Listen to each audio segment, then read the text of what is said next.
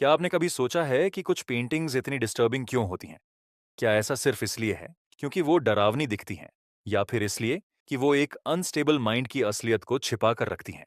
लिहाजा दुनिया ने ऐसे कुछ आर्टिस्ट्स भी देखे हैं जिनकी पेंटिंग्स सिर्फ वर्क ऑफ आर्ट नहीं, बल्कि उनके पागलपन का आईना है। ऐसे आर्टिस्ट्स जिन्होंने अपने अंदर के साइकोसिस, डर और पैरानोया को कैनवस पर उकेर दिया। और इन सब में सबसे ज्यादा बेचैन करने वाली बात यह है कि आप उनकी पेंटिंग्स को जितनी बारीकी से देखोगे और उन्हें समझने की जितनी ज्यादा कोशिश करोगे, आपको उतना ही ऐसा लगेगा मानो आप लिटरली किसी टूटे हुए इंसान के दिमाग में झांक रहे हो, और वो पेंटिंग्स आपको उतनी ही अनसेटलिंग लगने लगेगी। इंसान हमेशा से ऐसे आर्ट वर्क से फैसिनेटेड रहा है जो मेंटली अनस्टेबल लोगों ने बनाया होता है। ऐसा इसलिए है क्योंकि ये आर्ट वर्क्स हमें एक ऐसी अनदेखी दुनिया की झलक दिखाती है जिसे हम अदरवाइज कभी देख या समझ नहीं पाते। ये एक ऐसी छुपी हुई दुनिया है जिसके जरिए हम ये समझ पाते हैं कि मेंटल डिसऑर्डर्स से जूझ रहे लोग इस दुनिया को किस पर्सपेक्टिव से देखते हैं। और अक्सर ये पेंटिंग इतनी अनसेटलिंग होती है कि ये पागलपन के असली खौफ को किसी भी साइकोलॉजिस्ट के मुकाबले कहीं ज्यादा इफेक्टिवली बयां करती है। ऐसे ही एक आर्टिस्ट थे रिचर्ड डैड। वो विक्टोरियन एरा के एक पेंटर थे जो 1817 में इंग्लैंड में पैदा हुए थे। उसकी पेंटिंग्स फेयरीज, पिक्सेस और फोकलोर क्रिएचर्स से भरी होती थीं। पहली नजर में देखने पर उनकी कला सचमुच बड़ी ही मैजिकल लगती है, लेकिन जब बारीकी से देखा जाता है तो हर पेंटिंग के अंदर एक अजीब सी बेचैनी छिपी हुई महसूस होती है। उनकी पेंटिंग्स का हर डिटेल इतनी बारीकी और पैशन के साथ उकेरा गया था कि ऐसा लगता था जैसे उनका दिमाग हर छोटे से छोटे हिस्से पर पागलों की तरह फोकस कर हर चीज को कंट्रोल करने की कोशिश कर रहा हो। लेकिन 1842 में इजिप्ट की जर्नी के वक्त रिचर्ड के पर्सनालिटी में एक सिग्निफिकेंट शिफ्ट आना शुरू हो गया। ऐसा लगा मानो उनके अंदर कुछ ऐसा था जो फंडामेंटली बदल गया था। उन्हें इस बात का पक्का यकीन हो गया था कि मिस्र के देवता ओसिरिस ने उनके दिमाग पर कब्जा कर लिया है, और इस वहम की वजह से वो काफी वायलेंट और डिल्यूजनल हो गए। मिस्र में रहते हुए उन्हें ये भी शक होने लगा कि उसे सनस्ट्रोक की प्रॉब्लम है, इसलिए वो वापस इंग्लैंड लौट आए। इंग्लैंड वापस आने पर उनकी फैमिली ने उसे अपने पास रखा ताकि वह ठीक हो सके। हालांकि इस दौरान उसकी कंडीशन और ज्यादा बिगड़ गई। घर पर रहते हुए उसे पूरी तरह से यकीन हो गया कि उसका पिता असल में रूप बदलने वाला एक राक्षस है जो भेष बदलकर उसके घर में रह रहा है। और ये वहम उसके दिमाग पर इस कदर हावी हो गया कि एक दिन जब उसके पिता कंट्री साइड में वॉक पर निकले, तभी रिचर्ड ने उन पर पीछे से हमला कर दिया। पहले उसने रेजर ब्लेड से उनका गला काटा और फिर उन पर चाकू से वार किया। इसके तुरंत बाद रिचर्ड वहीं अपने खून से सने कपड़े पहने हुए ही वहां से फ्रांस भाग गया। और जो पुलिस उसके पिता के कत्ल की इन्वेस्टिगेशन कर रही थी, उसे रिचर्ड के बनाए हुए पोर्ट्रेट से भरा एक स्केचबुक भी मिला। इस स्केचबुक में रिचर्ड ने अपने फ्रेंड्स और फैमिली मेंबर्स की खूब सारी पोर्ट्रेट्स बना रखी थी, और हर पोर्ट्रेट में उन सभी के गले को कटा हुआ दिखाया गया था। खैर, फ्रांस आने के बाद भी ये पागलपन उसका पीछा छोड़ने को तैयार नहीं था। और एक दिन फ्रांस में रिचर्ड एक स्टेज कोच में ट्रैवल कर रहा था। तभी उसने अचानक एक रेजर निकाला और कोच में अपने साथ सफर कर रहे किसी रैंडम पैसेंजर का गला काटने की कोशिश की। उसे अब भी यही लग रहा था कि शैतान उसका पीछा कर रहा है।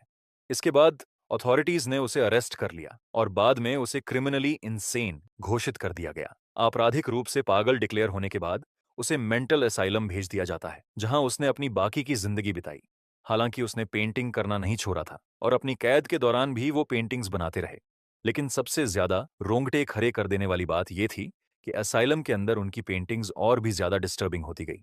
और यहीं पर उसने अपनी सबसे famous painting the fairy feller's master stroke बनाई थी। बाद में इस पेंटिंग को रिचर्ड की सबसे फाइनेस्ट मास्टरपीस माना गया। उन्होंने इस पेंटिंग पर 9 साल तक काम किया, लेकिन वो इसे कभी पूरा नहीं कर पाए।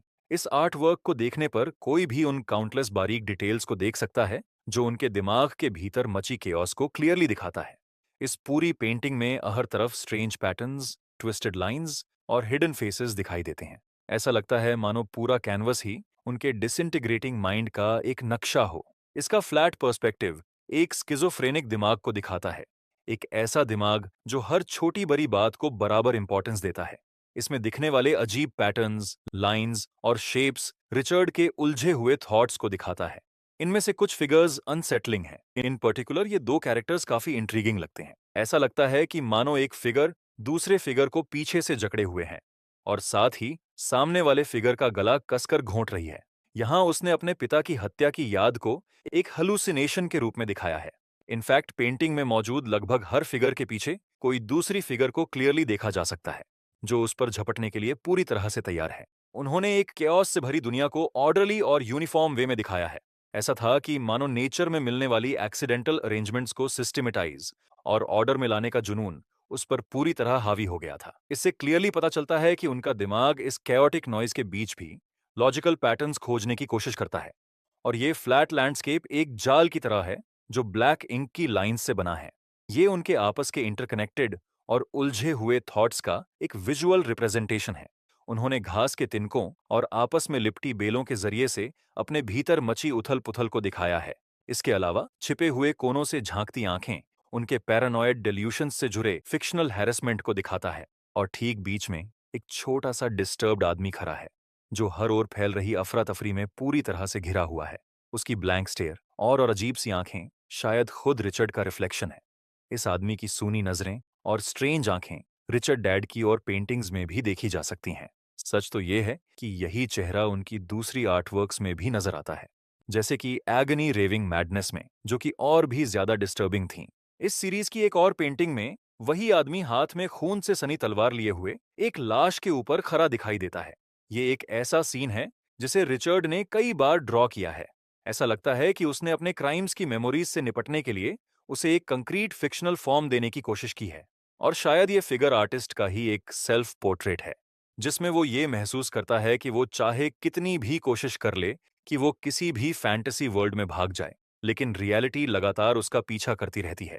और वही हर बार पेंटिंग के फॉर्म्स में कैनवस पर वापस लौट आता है। 1995 में आर्टिस्ट विलियम यूटरमोलन को अल्जाइमर डिजीज होने का पता चला। इसलिए उन्होंने अपनी मेंटल डिक्लाइन को डॉक्यूमेंट करने के लिए अपनी ही सेल्फ पोर्ट्रेट्स की एक सीरीज बनाना शुरू किया, क्योंकि ये बीमारी 5 सालों के दौरान धीरे धीरे उनके दिमाग को तबाह कर रहा था। विलियम ने आईने में देखकर अपनी पोर्ट्रेट्स बनाना शुरू किया, और टाइम बीतने के साथ इन पोर्ट्रेट्स में उनकी आइडेंटिटी धीरे धीरे मिटती दिखती है, क्योंकि आर्टिस्ट अपना ही चेहरा पहचानने में लगातार असमर्थ होता जा रहा था।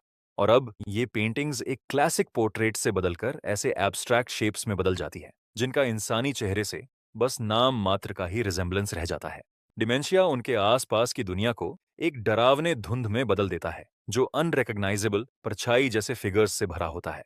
उसकी आखिरी पेंटिंग सबसे ज्यादा डिस्टर्बिंग है, जिसमें चूहे जैसी छोटी डरी हुई आंखें हैं और पूरा चेहरा एक डिस्टॉर्टेड मांस के ढेर में बदल गया है, जो फ्लैशी स्किन के लेयर्स के अंदर गहराई में धंसा हुआ है। एक गाल नीचे की ओर एक तरफ को लटका हुआ है। उसका सूझा हुआ बेडौल सिर मानो उसे नीचे की ओर खींच रहा है। एक यूजलेस सा भारी बोझ जो उसकी गर्दन पर भार बनकर लटका हुआ है, मानो उनका दिमाग पूरी तरह से बिखर गया हो। और उसके चेहरे पर खींची हुई ये डीप लाइन, ये चाहे जानबूझकर बनाई गई है या नहीं, पर वो एक ऐसे माइंड को दिखाता है जो प्रेशर के बोझ तले अंदर से टूटकर बिखर रहा है। ऐसा लगता है मानो उसका दिमाग किसी अंडे की तरह स्मैश हो रहा हो। इसके अलावा जब इस पेंटिंग को 1967 में बने उसके पहले के हेल्थी पोर्ट्रेट से कंपेयर किया जाता है, तो एहसास होता है कि वो इंसान धीरे धीरे अपनी इंसानियत ही खोता जा रहा है। और ये पेंटिंग अल्जाइमर की वजह से दिमाग में होने वाली तबाही की एक रूह कपा देने वाले असर को काफी डरावने तरीके से दिखाता है। इसके बाद आते हैं लुई वेन, जो एक फ्रीलांस आर्टिस्ट थे, जो क्यूट एंथ्रोपोमॉर्फिक कैट्स बनाने के लिए फेमस थे।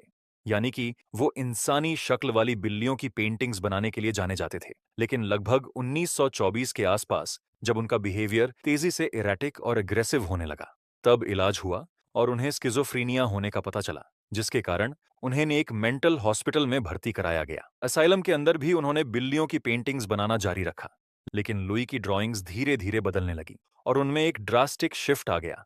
जहां पहले उनकी पेंटिंग्स में बिल्लियां प्लेफुल और फनी दिखाई देती थीं, वहीं स्किज़ोफ्रीनिया डायग्नोस होने के बाद उसकी पेंटिंग्स में बदलाव आने लगा। बिल्लियों की आंखें बड़ी और डरावनी हो गईं। उन्होंने ऐसी बिल्लियां बनाना शुरू कर दिया जिनके एक्सप्रेशन सिनिस्टर और हॉस्टाइल लगने लगे। ऐसी बिल्लियां जो देखने वाले की ओर सीधे एग्रेसिव नजर से घूरती हुई लगती थीं। और सबसे ज्यादा परेशान करने वाली बात यह थी कि उनकी अब पेंटिंग्स चाहे कितनी भी एब्स्ट्रैक्ट क्यों ना हो जाए, आंखें ही उनका मेन फोकस बनी रहती थीं। रियलिस्टिक बने रहने के बजाय बैकग्राउंड एब्स्ट्रैक्ट जियोमेट्रिक पैटर्न्स में बदल गया। धीरे धीरे बिल्लियां और उनके आसपास का माहौल एक दूसरे में घुल मिल गया। पैटर्न्स इतने कॉम्प्लेक्स हो गए कि बिल्लियों को उनकी पेंटिंग्स में पहचानना ही मुश्किल हो गया। लेकिन फिर भी उनमें एक चीज कॉमन बनी रही। वो थी कैट्स की वो आंखें जो कभी देखना बंद नहीं करती थी और ये एहसास दिलाती थी कि कोई अनसीन प्रेजेंस लगातार आप पर नजर रख रही है। शायद यही लुई के पैरानॉइड माइंड की दुनिया थी, या शायद ये बस उसी पैरानॉइड माइंड का एक रिफ्लेक्शन था जो हर कोने में पैटर्न्स और हिडन थ्रेड्स को देखता था। आयरॉनिकली ऐसा माना जाता है कि उनकी मेंटल इलनेस की असली वजह बिल्लियों के लिए उनका प्यार ही था। असल में बिल्लियों के फीसीज में पाए जाने वाले एक पैरासाइट के कारण उन्हें शायद स्किज़ोफ्रीनिया हो गया था। चूहों में ये पैरासाइट बिल्लियों के प्रति एक ऐसा फेटल अट्रैक्शन पैदा करता है जो उन्हें फाइनली आत्महत्या की ओर ले जाता है, जिसकी वजह से चूहे खुद बिल्लियों के पास आ जाते हैं। इसलिए कहा यह जाता है कि शायद यही वजह है कि जब इस पैरासाइट ने उनके दिमाग पर कब्जा कर लिया, तो बिल्लियों के प्रति उनका प्यार एक डिस्टर्बिंग ऑब्सेशन में बदल गया।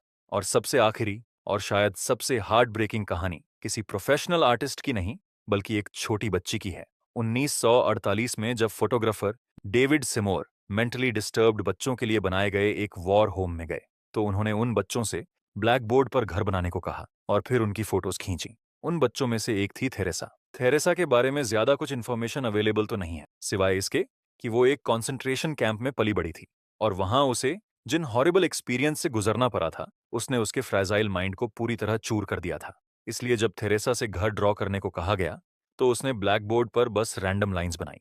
कोई क्लियर शेप नहीं था। ब्लैक बोर्ड पर सिर्फ कैओटिक और उलझे हुए निशान थे, और इन उलझी हुई बेचैन कर देने वाली लाइंस को अलग अलग तरीकों से इंटरप्रेट किया गया।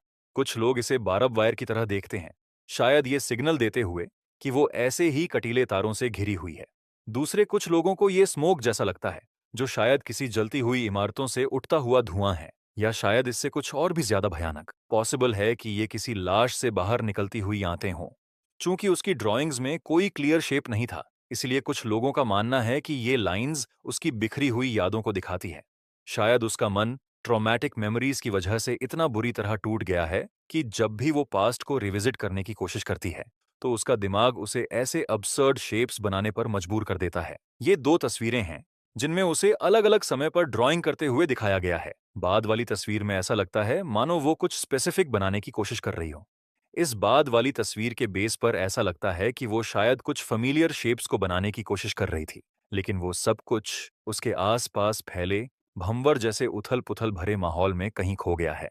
दोनों ही फोटोज में उसके चेहरे के एक्सप्रेशंस उसकी मेंटल स्टेट के बारे में काफी कुछ बयां करता है, और उसकी फोटोज में उसकी आंखों में दिखाई देने वाला डर ये बताता है कि उसका मन उन ट्रॉमेटिक यादों के जाल में हमेशा के लिए कैद हो गया है।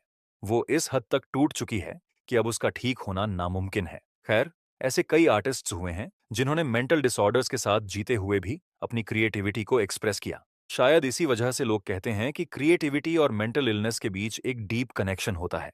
कभी कभी ऐसा फील होता है कि मानो दुनिया के सबसे महान आर्टिस्ट्स असल में वो ही लोग हैं जो अपने भीतर की केओस से बच नहीं पाते, और इसके बजाय उसे अपनी आर्ट के जरिए से बाहर निकालते हैं।